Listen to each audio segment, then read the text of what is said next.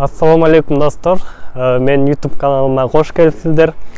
Көпчүлүгүңөр менден сурайсыңар, Германияда айлык акы кандай, азык-түлүктүн баалары кандай деп. Германияда айлык акы сааты менен эсептелет. 1 саатына эң минималдуу 12 евро төлөнөт. Мисал үчүн, мен бүгүн жумушка 2 саат иштеп келдим. 2 saatga 12 eurodan 24 euro aldım. Эми ошо 24 euro менен мен азыр магазинге келатам. Магазинден ошо 24 eurога кандай азык-түлүк ала алам. Мына биздин үйдүн жанында мындай Penny деген азык-түлүк саткан дүкөн бар. Азыр ушул дүкөндөн 24 eurога кандай азык-түлүктөр келет, ошолордун баарын тартып көргөзөм. Картошка 2,5 kilo 3 euro 29 cent. Bir баштык чалабыз мындан. Андан кийин жумуртка ичинде 10 штук. Баасы болсо 1,99 euro турат. Мондай рожки макарон алабыз. Баасы 99 cent. Достор, албетте 24 eurога бир чоң шоколад жана ошондой эле суусундук алып деле түгөтүп койсок болот. Ошон үчүн биз болушунча өтө кымбат эмес, өтө арзан эмес, орточо баа менен көбүрөөк азык-түлүк алганга аракет кылабыз. Так, андан кийин эң керектүү un алабыз. Un биякта бир пачкасы 1 килограмм экен. Азыр бир 2 штук алабыз. Баасы 0,79 центтен.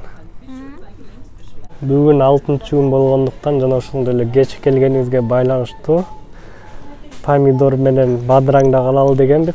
Тилекке каршы калбай калыптыр. Бул жакта болгону начарлары, анан соолгондор калып калыптыр. Тамактардын негизи болгон суумай. Ушундай суумай баасы 2 euro 69 cent. Бул жактан сүт алабыз. 1 литр сүт. Майлуу 3,5. Баасы болсо 1 euro 15 cent экен. Мындай 1 литр сүт. Тамактын даамын чыгарган туз. Буякта бир пачкасы 0,89 cent. Ушундай йодтолгон туз. Андан кийин эң керектүү азык-түлүктөрдүн бири бул сайыз. Килограмм 1 euroдан. Азыр биз мынча алдык. Болжол менен 1,5 килодай болот го дейм. Эртең менкисин жеп турганга, анан окууга же жумушка ала кетиш үчүн мындай йогурт алдык 4 штук. Булардын баасы 55 центтен 4 2 euro 20 cent болду. Бул жерде да мындай тоок эти уеттер бар. Бирок биз деген дайыма түрктөрдүн базары бар. Ошол жактан алабыз. Мерси шоколады өзүнүн баасы 3 euro 29 cent экен. Бүгүн скидка болуптур 1 euro 99 centке. Ушундай Мерси шоколад бир пачка алып коелу. Кеч келгенге байланыштуу нан алалы десек дагы нандар калбай калыптыр. Азыр атайын тоңдурулган нандар бар. Азыр ошондон алабыз. Мондай кичинекей тоңдурулган нандар бар. Ичинде 9 штук. Бул абдан тез бышчу нан. Духовкага салып туруп эле бир 15 мүнөттүн ичинде бышып калат. Ушундан бир пачка алабыз. Мунун баасы 1 euro 89 cent болду. Мондай кичинекей баштыкча дагы пияз 500 грамм экен. 500 граммы 1 euro 49 cent экен. Ушундан бир да алабыз.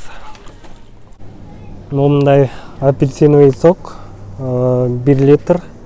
Баасы 1 euro 99 cent.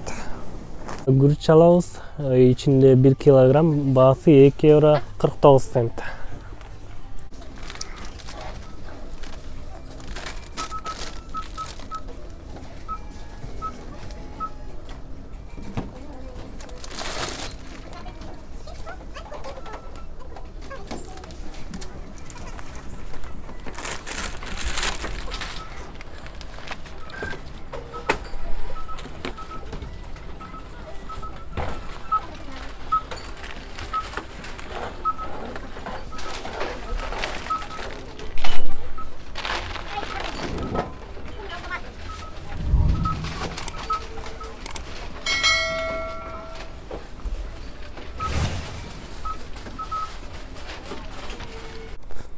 Достор, азыр алчу азык түлүктөрүбүздү алып чыктык.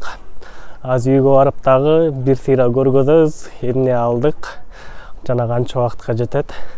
Азыр магазинде жүрүп да ойлонуп кеттим. Мен мындан 3 жыл мурун Кыргызстанда иштеп жүргөндө айына 35 000 сомдон айлык алчу экем. Аны саатына бөлсөм, саатына 170 сомдон чыкчу экен да. Ошондо 2 саатка 340 сом болчу экен. Кыргызстандан 340 сомго канча азык түлүк алса болот жана канча убакытка жетет? Ал жөнүндө дагы комментарийге жазып кеткиле. Бул видеодо Германияда 24 еврога, мындайча айтканда 2 сааттык жумуш акыга кандай азык түлүктөр келет? Ошон эң кымбат эмес, эң арзан эмес, орточо баадагыларды алып көргөзүп жатам. Албетте бул жака эт кошулган жок. Этти болсо биз бөлөк жактан алабыз, жана ошондой эле эттин баасы биякта кымбат. 1 килограмм эт 8 евродан өйдө турат. Бул уйдун эти. Ал эми койдун эти болсо 12 евродан өйдө турат.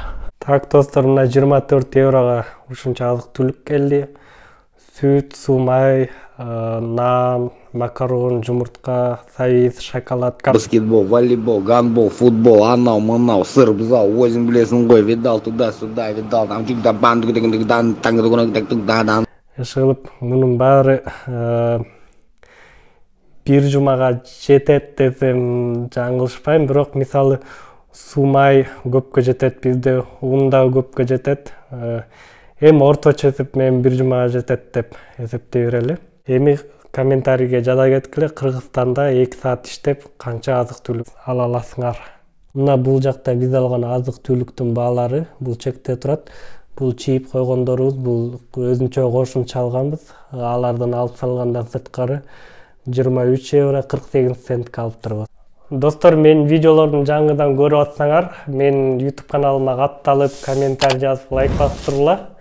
Менин каналымда Германия тууралуу көптөгөн кызыктуу видеолор бар.